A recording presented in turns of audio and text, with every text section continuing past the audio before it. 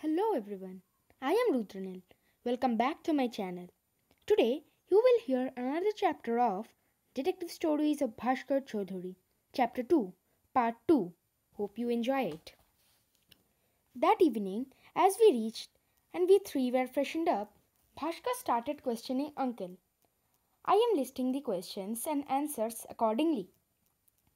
Was anyone else with you while you were coming home? My secretary was with me, but after I recovered, I could not see him. Maybe he ran away once the culprit pushed me, but his shoes match with the shoe prints of the culprit. Name of that secretary? Mainak Das. Anyone living in your house? No. My wife and my son used to live, but before some days they went to North Bengal for higher studies.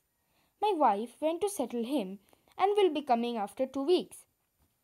Do you have an enemy here? Not at all, but I don't know of unknown enemies. Your servants? I have two servants. One comes in my house in the morning to wash dishes and wipes the house, and another comes in the evening to broom the house and brings barrels of waters, leaving one day in between. Like today he came, again he will come day after tomorrow with a water barrel. Tomorrow he will just come to broom the house. Hmm. What did the police say? They will come tomorrow morning. Okay, I will see.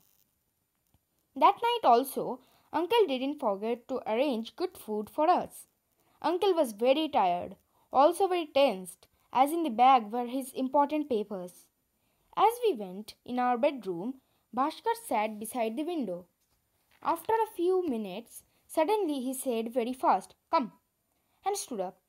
He ran after the room, and so did I. We came to the down floor. We didn't have time to wear our shoes. I don't know why. I was feeling as if I have to catch any train that will leave by the next 5 seconds. We put in our room slippers and dashed out of the house. We could see a man in black shawl walking far from us. Bhaskar ran. What a speed did he had! Now I came to know that we had to chase that man. After running a little, the man disappeared. We might have entered any narrow street or a house. It is not Kolkata. If it was Kolkata, we could surely catch him, but this is Ranchi. Nothing to do now, said Bhaskar. We returned to our house. While I climbed up the stairs, Bhaskar said, "Go to our room. I am meeting uncle and coming." So I went to our room. Bhaskar appeared within the next 2 minutes. He said, "Everything is right." I asked, "Why did we went down to chase that man with the black shawl?" He answered, "I saw that man going out from this house." Yes, this house. Then Bhaskar started noting in his green notebook purchased from Nepal. This case is full of mysteries. Is the secretary the thief? Who else could be the thief? Who was the man with the black shawl? Why did Bhaskar went to uncle? Thinking all these, I felt sleepy. The next morning at 9 o'clock, the police arrived. The two servants also came. We waited for the police to question all. As the police left, Bhaskar went up to the servants and started questioning them twice. Let me tell you that when the police had finished questioning all and before leaving, they insisted that the secretary must be the culprit. Even I was thinking that the secretary was the thief. Anyways, I am listing the questions and answers asked by Bhaskar to the secretary and the servants. To servant 1. Your name? Tabashubra Burman. What money problem did you have? No money problem. Uncle moved out of the room to his own room upstairs. Bhaskar continued. You got to know about a theft of your master. Do you know of any hidden enemy? No, but his secretary is not a very good man. That's what I know. Why? He had once deal with some illegal work. Okay, who lives in this house? Master himself only, but sometimes he became silent. Sometimes? Asked Bhaskar. Sorry, you can go now. To servant 2. Your name? Sorashish Guha. Do you know that someone could be the enemy of your master? Maybe, but I am not sure. Who? A man with a short height, maybe. May not be. Why? I don't know. This is my thinking. Just a thinking. It may not be true. I don't have any proof also. Bhaskar whispered me in my ear. Nothing more will come out of this man. Let's leave. He said, Okay, you can go now. We finished our breakfast. Meanwhile, Bhaskar had once roamed around the whole house, including the terrace, without informing uncle. After breakfast, he said, I saw only inside of this house. Let's see the outside of the house.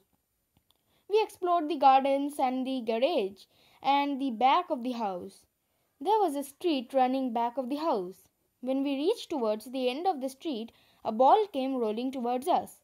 I picked up the ball and shouted, Whose ball is it? I thought that it may be a child or some children's ball. But when I saw the ball properly, I noticed that there is something written on the ball with black ink. The words written on it were, Be careful. Leave this case. I showed it to Bhaskar.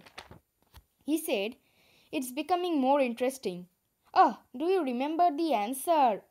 A man with a short height, spoken by Shorashish Guha? Yes, I said. And how was the height of the man with the black shawl yesterday? Asked Bhaskar. I said, Short. Suddenly, something clashed in my head. I asked, Means you are saying that the man who came yesterday night is the culprit? Maybe, or there is someone else, said Bhaskar. Bhaskar took up the ball from me and put it in his pocket. He said, Let's meet Uncle once. We went in a house. Uncle didn't look much tensed. Bhaskar said him about the ball. He said, Oh, then leave it. This will become risky for you. Bhaskar said, It's okay. Can you give me the number of Mainak Das, your secretary? So, uncle gave him the number. Bhaskar said to me, You stay with uncle so that he may not be harmed. I am going out for a while. He went up to the room and bought a small sling bag used by gents. A sling bag is an unstructured fabric shoulder bag. They come with a long strap to put on the shoulder. They are also called cross-functional bag. As for the long strap, it could be worn crossly on the shoulder. Therefore, it is a small bag worn crossly on the shoulder. Bhaskar's one is black in color. He opened the door and went out. Before going, he said, I will be coming at the lunch time. Our driver, Mr. Sam, was given a room in the house. Bhaskar called him. I could only hear the sound of the car and after that, nothing. There was nothing to do, so I and uncle played chess. We played 5 rounds. I won only one. He won the rest. After that, we watched a movie in his desktop, and after that, we took a bath and started reading books. Uncle had ordered food from a restaurant nearby. After the food arrived, we read storybooks till Bhaskar arrived. Around 1 p.m., the bell rang. It was Bhaskar. Uncle opened the door. Bhaskar came in. He was thinking deeply. He went up to our room, took a bath and came down. Uncle said, Let's have lunch now. After the lunch, we went up to our room. Bhaskar wrote something in his copy. Once he finished, I asked, Where did you went? To many places, including the house of Mainak Das. I asked, How did you know his place? He answered, I called him and took appointment. And what are the other places you visited? I asked. Coal India office, police station, the place where the crime was committed, and 2 more places, said he. I asked, Isn't uncle looking less tense today? He answered, There is a reason behind this, maybe. I asked, What do you mean to say? He answered, I am feeling something fishy. You will get to know it later. I don't have the habit of sleeping in the afternoon, and neither do Bhaskar. So Bhaskar laid down in the bed for 10 minutes, with his hands on his forehead. It seemed he was thinking something deeply. After 10 minutes, he sat up on the bed, his right hand holding the chin in a special design and his head looking down, just like a posture of a perfect detective. And on intervals, he was whispering very softly, which I cannot hear. He stood up and said, I have to go once more. You can come with me if you wish to. There was no work to do, so I decided to go with him. So we informed uncle and went down. We called up Mr. Sam and Bhashkar said him where to go. After traveling a while, Bhashkar said, Mr. Sam, can you remember? We have to stop in the next street. Mr. Sam said, yes. In the next street was a house painted green from outside. It was a small house. Bhashkar said to me, wait in the car. A guest will also come. I could not understand what he said. Anyways, I waited in the car. Bhaskar went down and from his pants pocket took out his Beretta revolver. My heart started to beat faster. On the nameplate of the house was written Asutosh Kumar Chakraborty. Bhaskar rang the bell. As soon as the door opened, his revolver pointed towards the gate.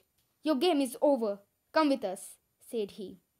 The worried man, with no beard and a little moustache, who was wearing a green shirt, blue jeans, and that black shawl, said, No, I am coming. The fear of the revolver could do what great things.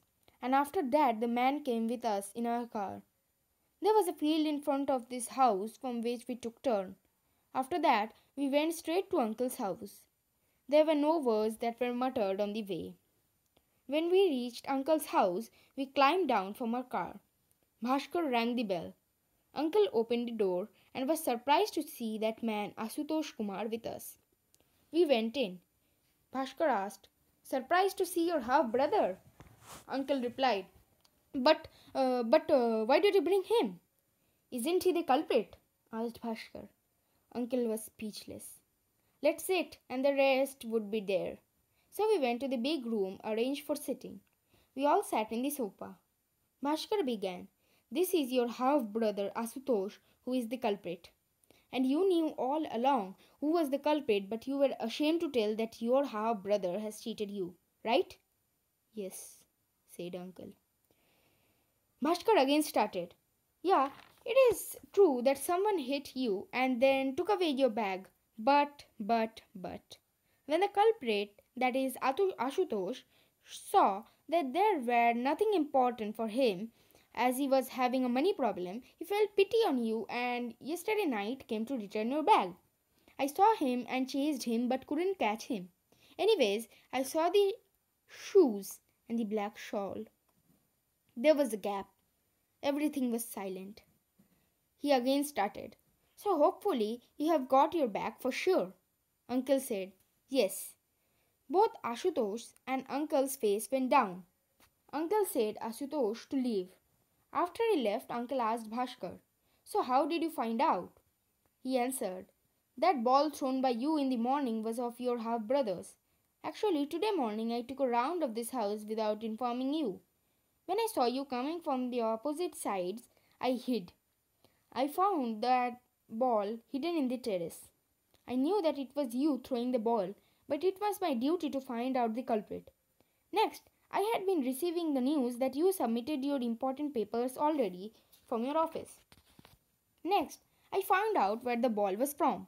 From the morning, you looked less tensed only because you have got your things back. Do you remember yesterday night? I went to your room? Even that time I found you so jolly and less tensed. Yeah, the ball was from the playground located beside your brother's house. Next, I have been knowing from your servant and other relatives about your quarrels, and after that, it is very simple. Even though I got my belongings back, you have been putting the efforts to find out the thief. Tell me, how much fees should I give you? Asked Uncle. Bhaskar declined, saying that we have been living here and eating here, so he will not take any fees. On hearing this, Uncle planned our trip for Ranchi and then gave money for that. We visited the rest of the waterfalls, rock garden and other tourist spots including Betla and Netherhat. It was a pleasant trip after that. Hopefully, you liked this adventure. You were listening to Detective Stories of Bhashkar Chowdhury, Chapter 2, Part 2, written by Rudranil Lahiri, narration by Rudranil Lahiri. Thank you very much.